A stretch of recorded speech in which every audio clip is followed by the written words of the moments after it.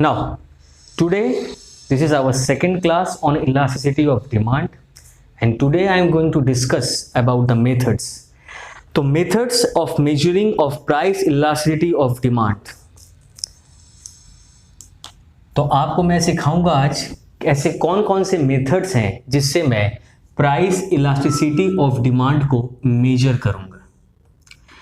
Methods को सीखने से पहले मैं आपको पहले ये बता दूं कि जब मैं इलास्टिसिटी ढूंढता हूं तो दो तरह की इलास्टिसिटीज के बारे में आपको बता देता हूं।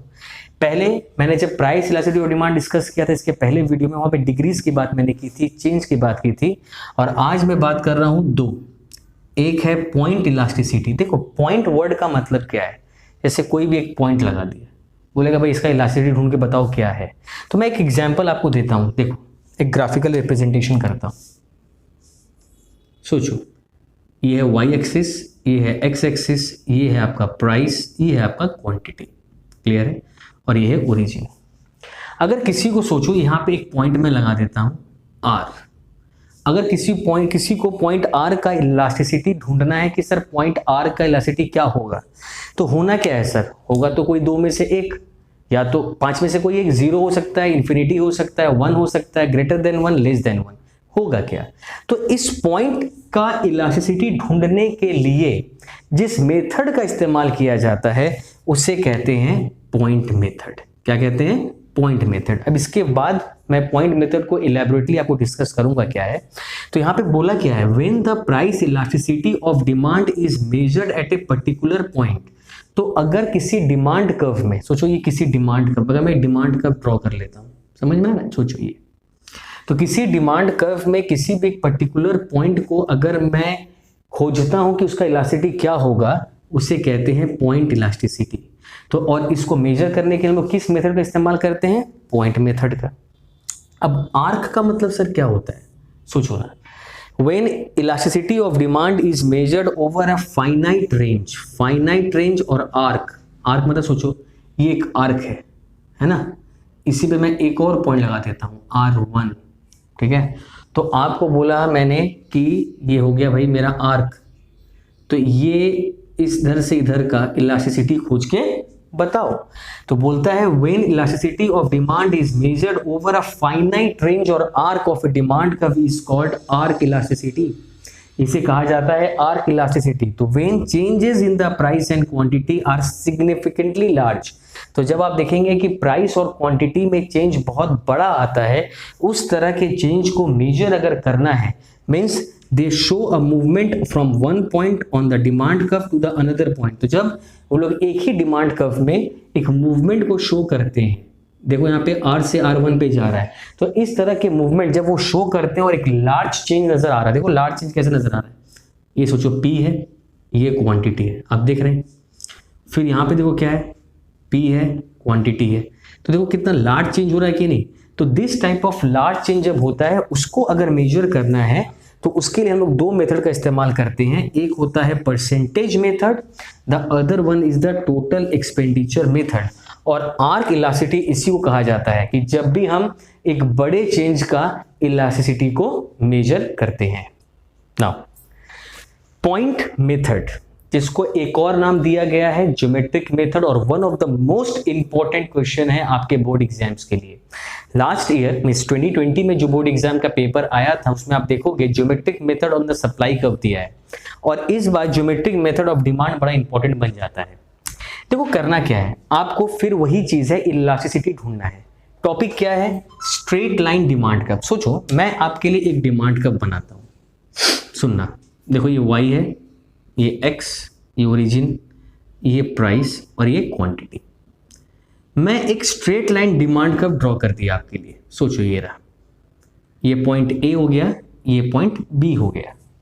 मैं यहाँ पे 3 मार्किंग और करूंगा। सोचो यहाँ से एक मैं मिडिल ले लिया C, और एक पॉइंट यहाँ ले लिया, एक पॉइंट यहाँ, ये आप कहीं भी ले सकते हो ऊपर नीचे। तो देखो बेसिकली जब मैंने एक स्ट्रेट लाइन डिमांड कर्व बनाया तो उसको मैं 5 पार्ट्स में डिवाइड कर लिया। ये दोनों तो कोई भी बच्चे बना लोगे, intercepted at x axis and interception at the y axis. C is the midpoint and D and E D lies between A and C and E lies between C and B। तो ये आप यहाँ भी कहीं भी कर सकते हो, ऐसा कोई मैंडेटरी नहीं है। अब आपको कोई बोले कि ये सब क्या है, एक एक पॉइंट है, दे ऑल रिप्रेजेंट अ क्या, point on a demand curve. अब बोला इसका सर इलास्टिसिटी खोज के बताइए, इलास्टिसिटी खोज कर बताइए। इसका एक फॉर्मूला है EP का मतलब जानते हो आप, प्राइस इलास्टिसिटी ऑफ डिमांड।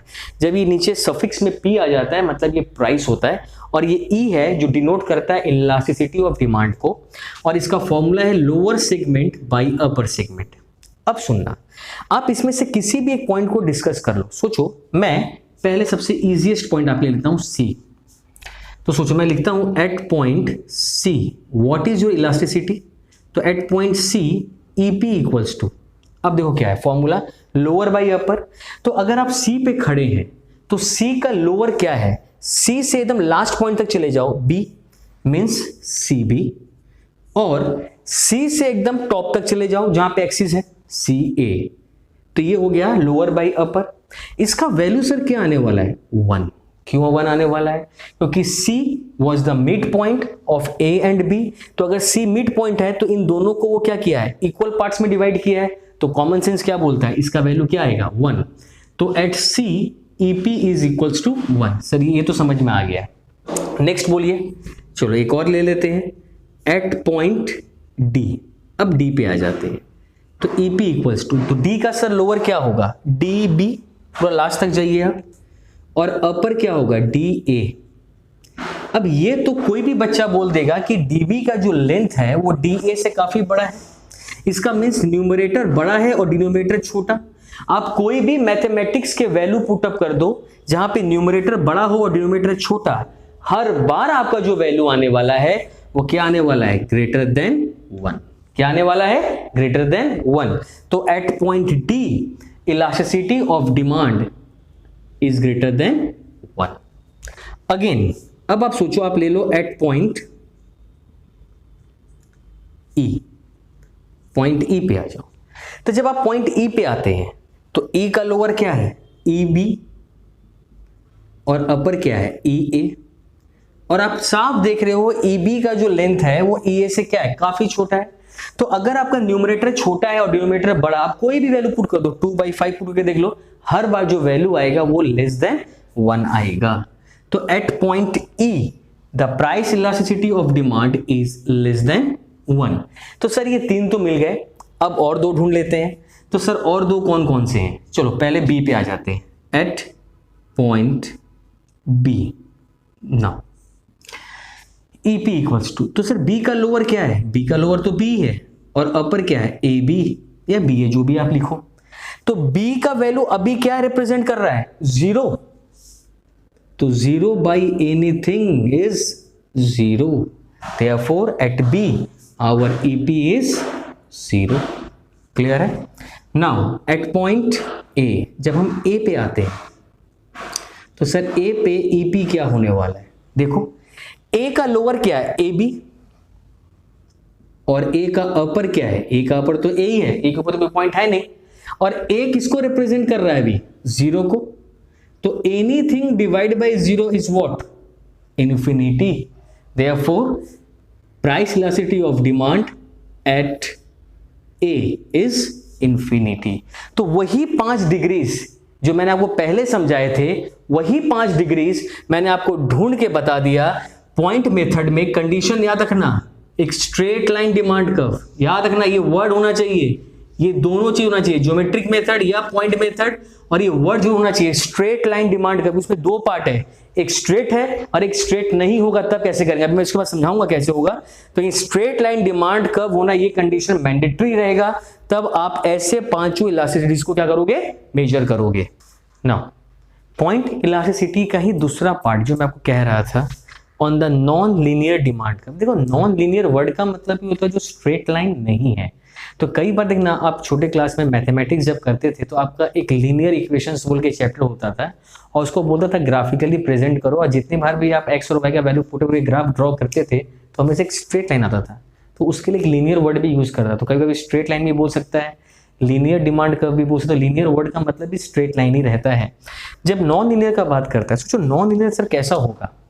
देखो मैं एक तो ड्रॉ करता हूँ ग्राफ, ये है वाई एक्सिस, ये है एक्स एक्सिस, ये है ओरिजिन और ये है प्राइस और ये है क्वांटिटी। क्लियर है ना? सोचो, ये एक नॉन लीनियर डिमांड कर्व दिख रहा है आपको? दिख रहा है? इसमें एक पॉइंट है आर। सोचो, और मैं आपको बोल रहा हूं कि आर का आप इलास्टिसिटी खोज के बताओ। आपके माइंड में सबसे पहले क्वेश्चन आएगा कि सर आर तो एक पॉइंट है और पॉइंट का इलास्टिसिटी ढूंढने के लिए आपको क्या करना है? सबसे पहले क्या करना है? पॉइंट इलास्टिसिटी ढूंढने के लिए सबसे पहले आपको एक स्ट्रेट लाइन चाहिए। जब आपको स्ट्रेट लाइन नहीं दिख रहा है तो आपको कंफ्यूजन क्रिएट हो जाता है कि सर इस ग्राफ पे, इस कर्व पे कैसे आर का इलास्टिसिटी खोजेंगे? तो आपको करना क्या है? एक टेंजेंट ड्रॉ करना है। क्या ड्रॉ करना है? टेंजेंट। टेंजेंट सबको पता है क्या होता है? जो कर्व के सबसे लोएस्ट पॉइंट को टच करके निकल जाए वो होता है आपके लिए टेंजेंट। तो जैसे ही आप टेंजेंट ड्रॉ कर लिए तो अब देखो आपको लोग क्या हो गया, आपको एक स्ट्रेट लाइन मिल गया। अब इसको दो डिनोटेशन दे दो, ए और बी, तो मैं डिनोट कर दिया स्ट्रेट लाइन को ए बी से। अब अगर पॉइंट आर का आपको बोले कोई भी इलास्टिसिटी खोजना है तो आप बोलोगे सर आप तो सिखा दिए थे लोअर बाई अपर, तो लोअर मेरा क्या है? R B by R A. तो कोई भी पॉइंट हो अगर वो नॉन लीनियर डिमांड कर्व पे भी है तो कोई टेंशन नहीं है, just draw a tangent passing through the curve और उसका लोअर करो और अपर करो। लेकिन जब इसका आप आंसर लिखोगे तो उस आंसर पे ये पॉइंट जरूर लिख देना, अदरवाइज आपको ना मार्क्स नहीं मिलता है। पॉइंट क्या है? कीवर्ड्स क्या है? देखो, slope of the demand curve at R. Slope of the demand curve at R means ये आर्क का जो स्लोप बनेगा equals the slope of the tangent, और वो किसके बराबर होगा? स्ट्रेट लाइन के स्लोप के बराबर होगा। तो ये पॉइंट लिखना बहुत जरूरी है, तभी आप प्राइस इलास्टिसिटी मेजर कर सकते हैं on the demand curve D. अब डिमांड कर्व क्या हो गया? इसको मैं डी से डिनोट कर दिया। तो demand curve D at R is the point will be equal to the elasticity of the tangent A B. तो इस कर्व का स्लोप और इस स्ट्रेट लाइन का स्लोप इक्वल होता है, इसीलिए पॉइंट आर का इलास्टिसिटी खोजने के लिए वही फॉर्मूला लगा देते हैं जहां पे lower divided by upper. Now the second method that is total expenditure method. देखो, टोटल एक्सपेंडिचर मेथड मैंने कहा था आर्क इलास्टिसिटी में यूज करते हैं। टोटल एक्सपेंडिचर मेथड मार्शल ने डेवलप किया था और इसका एक और नाम है टोटल आउटले मेथड। ठीक है, तो कंफ्यूज मत होना। अब इसमें होता क्या है? इलास्टिसिटी ऑफ डिमांड, इस बार इलास्टिसिटी को मेजर करना है, जो मेरा प्राइम यहाँ पे काम रहा है इसमें चैप्टर में, can be measured by considering the change in total expenditure. देखो यहाँ पे चेंज क्या हो रहा है इस बार? Total expenditure. इस बार चेंज क्या हो रहा है मेरा? Total expenditure incurred on the commodity as a result of change in price. देखो, प्राइस बढ़ेगा और एक्सपेंडिचर चेंज हो जाएगा। सर इसका मतलब क्या है? देखो, आप लोग ये सब जानते हैं कि एक्सपेंडिचर वर्ड का मतलब क्या है। अगर सामान खरीदने बाजार में जाते हैं, सोचो चीनी का दाम है 10 रुपया केजी, तो अगर 2 किलो खरीदते हो तो कितना रुपया खर्चा हो गया आपका? 20 रुपया। तो इसे कहते हैं टोटल एक्सपेंडिचर। यहां बोल रहा है प्राइस चेंज होगा तो आपका एक्सपेंडिचर चेंज होगा। लेकिन सबसे बड़ा चीज जो हम लोग पढ़ के आए हैं वो है कि सर प्राइस चेंज होता है तो सबसे पहले डिमांड चेंज होता है। तो सोचो, मैं एक एग्जाम्पल लेता हूं यहां पर कि प्राइस अगर सोचो मेरा 10 रुपया है, क्वांटिटी हम 2 खरीदते हैं, तो टोटल एक्सपेंडिचर मेरा कितना आएगा? 10 इंटू 2 दैट इज 20। तो ये होता है टोटल एक्सपेंडिचर का कॉन्सेप्ट। तो ये सिंपल सा चीज था। तो टोटल एक्सपेंडिचर मेथड से हमको इलास्टिसिटी मेजर करना है, और यहां पे मैं 3 डिग्रीज के बारे में बात करूंगा। एक greater than 1, less than 1, equals to 1। 2 degrees यहां पे नहीं मेजर होंगी, जो है 0 और इन्फिनिटी। और ये कॉमन सेंस है कि कभी भी आपका एक्सपेंडिचर 0 नहीं हो सकता और कभी आपका एक्सपेंडिचर इन्फिनाइट भी नहीं हो सकता, इसलिए 2 डिग्री को यहां से हटा दिया गया। तो हम लोग 3 डिग्रीज को मेजर करेंगे, जिसमें पहला हम यूज करते हैं इलास्टिक। इलास्टिक डिमांड क्या बोला है सुनना। When a fall in the price of a commodity, when a fall in the price of a commodity, तो प्राइस क्या हो रहा है आपका? फॉल हो रहा है, ठीक है। Results in increase in total expenditure. बड़े ध्यान समझना कि प्राइस अगर फॉल हो रहा है तो टोटल एक्सपेंडिचर क्या हो रहा है? बढ़ रहा है। And a rise in the price, और प्राइस अगर बढ़ रहा है टोटल एक्सपेंडिचर घट रहा है। Means price and expenditure moves in opposite direction. तो इसका मतलब अगर शॉर्टकट अगर बच्चों को याद रखना हो एग्जाम के लिए तो एक चीज सिंपल से याद करना है कि प्राइस और एक्सपेंडिचर अगर ऑपोजिट डायरेक्शन में मूव करेगा तो उसका इलास्टिसिटी क्या होने वाला है, ग्रेटर देन 1। और इसको मैं एक एग्जांपल से समझाता हूं। सोचो, प्राइस, क्वांटिटी और एक्सपेंडिचर मैंने ले लिए, ठीक है। सोचो आपका एक सामान का दाम है 60 रुपीज, आप 10 क्वांटिटी खरीदते हैं तो आपका टोटल खर्चा कितना हो रहा है, 600। इसमें तो कोई डाउट नहीं है। प्राइस फॉल किया तो ऑब्वियसली डिमांड क्या होगा, बढ़ेगा। लॉ ऑफ डिमांड को हमेशा सेटिस्फाई करना है आपको। तो मैंने क्वांटिटी 13 कर दी तो मेरा क्वांटिटी बढ़ गया और टोटल एक्सपेंडिचर क्या हो गया, 650। इसका मतलब क्या है, प्राइस घटा, देख रहे हो मैंने मूव कराया डाउनवर्ड्स, और एक्सपेंडिचर मेरा कहां मूव कर रहा है, अपवर्ड। क्लियर हो रहा है। तो जब भी प्राइस और quantity price and total expenditure moves in opposite direction, the elasticity of demand will be greater than 1। अब इसको अगर सर ग्राफिकली प्लॉट करें, करके देख लो, वही आएगा आंसर। चलो मैं प्लॉट करके दिखाता हूं। ये रहा, मैंने दो एक्सिस बना ली, वाई एक्स ओरिजिन, ये हो गया मेरा प्राइस, ये हो गया मेरा क्वांटिटी। बड़े ध्यान से देखना, क्वांटिटी आपका कितना था, 60। सोचो ये मेरा, मैंने 60 ले लिया, ये है 10, ये है 13, ये है 50, ठीक है। तो आपका 60 रुपीज पे क्वांटिटी कितना मेजर कर रहे हैं आप, 10, और 50 पे कितना मेजर कर रहे हैं, 13। 50 पे कितना मेजर कर रहे हैं, 13। डिमांड कब आप ऐसा ड्रॉ करेंगे, एकदम दोनों पॉइंट से मिलाते हुए, ये हो गया आपका डिमांड का। बड़े ध्यान से आप देखना। अब पहले आपका खर्चा कितना हो रहा था, मैं ब्लू पेन से देखो दिखा रहा हूं, ये जो बॉक्स है ये आपका खर्चा था, दिख रहा है आपको। और जब प्राइस फॉल किया तब आपका एक्सपेंडिचर कितना हो रहा है, ये ब्लैक पेन से देख रहे हैं आप। तो दोनों में से सोचो, दोनों रेक्टेंगल्स हैं और दोनों में से एरिया किसका ज्यादा है, आप बोलोगे सर ये वाला। तो इसका मतलब है कि दोनों रेक्टेंगल का जो एरिया है, एक का सेकंड वाले का बड़ा है, बड़े वाले का छोटा है। इसका मतलब ही हमारा क्या हो रहा है, ग्रेटर देन 1 हो जा रहा है। इसको आप ग्राफिकली ऐसे भी लिख सकते हैं, the area of the rectangle O, यहाँ पे आप पॉइंट दे सकते हैं, यहाँ पे ए दे दो, यहाँ पे बी दे दो, अलग अलग पॉइंट्स देके आप लिख सकते हैं ओ, यहाँ पे सी दे सकते हैं, डी दे सकते हैं, ई दे सकते हैं, एफ दे सकते हैं।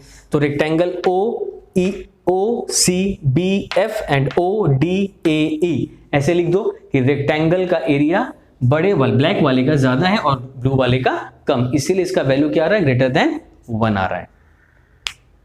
Now the second, that is in elastic demand. देखो सेम एग्जांपल से मैं फिर आपको सिखाऊंगा, लॉ ऑफ डिमांड को सेटिस्फाई करके दिखाऊंगा। तो बार बार मैं समझ रहा हूं, देखो यहां पर when a fall in the price, price क्या कर रहा है आपका, फॉल कर रहा है। चलिए भाई प्राइस फॉल कर लिया, fall in the price results decrease in the expenditure, means क्या, प्राइस फॉल कर रहा है और एक्सपेंडिचर भी फॉल कर रहा है। फिर प्राइस बढ़ रहा है, एक्सपेंडिचर भी बढ़ रहा है, means price and expenditures moves in the same direction. तो यहां पे देखो ऑपोजिट था तो ग्रेटर देन 1 बोलते थे, यहां पर सेम डायरेक्शन है तो क्या बोलेंगे, लेस देन 1। न्यूमेरिकली इसको प्रूफ करूं तो क्या होगा, P Q and total expenditure लिखा आपने। वही एग्जांपल लेता हूं, 60 इंटू 10, 600 आप लिखोगे। प्राइस फॉल किया, देखो प्राइस फॉल किया, सर डिमांड तो बढ़ेगा।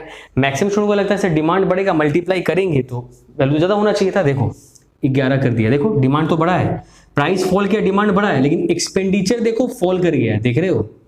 तो दोनों अगर मूव्स करता है सेम डायरेक्शन में तो वैल्यू क्या आ जाएगा, लेस देन 1।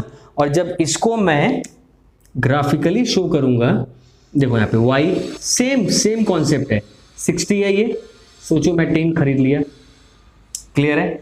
50 हुआ, 50 में क्या हुआ, ये 11 पे आके रुक गया, डिमांड का कुछ ऐसा बना। तो आप देखो बड़े वाले, ये जो 60 वाला जो रेक्टेंगल बन रहा है, ऑब्वियसली उसका एरिया क्या लग रहा है अपने को, बड़ा लगेगा ना इसके कंपैरिजन में। तो इसका मतलब क्या है कि मेरा ये वाला 60 वाला, जिसको हम लोग इसको बी पॉइंट दे दो, इसको ए पॉइंट दे दो, तो ओबी वाला जो रेक्टेंगल है उसका एरिया ज्यादा है और दूसरे नए वाले का एरिया क्या है, कम है। तो जब भी आप देखना पहले वाले का एरिया ज्यादा है और नए वाले का एरिया कम है तो लेस देन 1, और जब पहले वाले का एरिया कम है और दूसरे वाले का नए वाले का एरिया ज्यादा होता है तो वैल्यू आता है greater than 1। Now the third point that is the unitary elastic. देखो थर्ड पॉइंट इक्वल्स टू 1 होने वाला है, आपको पता है। यहाँ पे क्या बोला है, when the total expenditure does not change, expenditure change नहीं हो रहा है with a change in the price, means price बदलेगा लेकिन एक्सपेंडिचर नहीं बदलेगा। इस केस में आपका इलास्टिसिटी ऑफ डिमांड क्या रहने वाला है, यूनिटरी, दैट इज 1।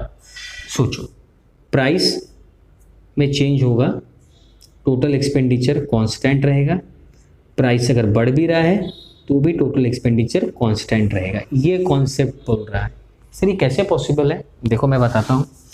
आप प्राइस ले लो, आप क्वांटिटी ले लो, टोटल एक्सपेंडिचर्स ले लो, ठीक है।